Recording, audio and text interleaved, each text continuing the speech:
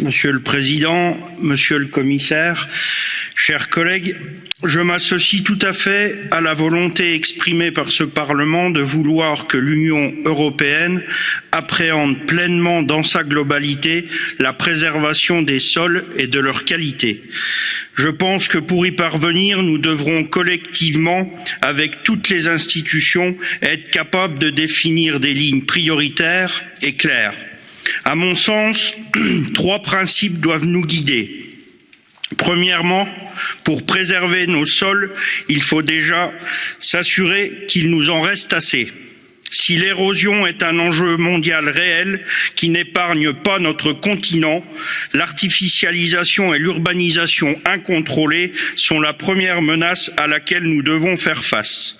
L'extension galopante des surfaces artificialisées est tout le contraire de la durabilité.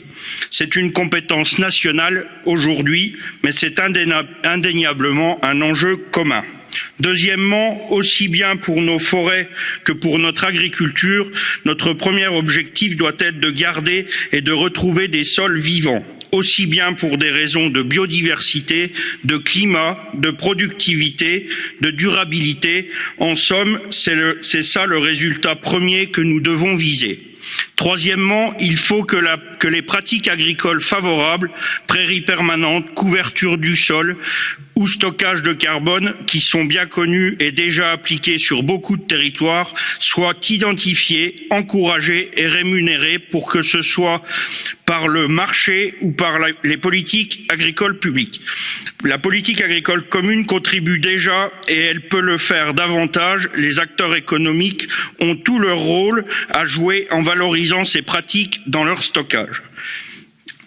Si nous ne nous dispersons pas, cette approche est réaliste et elle est plus facile à mettre en œuvre aujourd'hui qu'elle ne l'était hier, parce que nous avons fait des progrès dans les outils d'évaluation de la qualité des sols qui sont aujourd'hui plus simples à mettre en œuvre.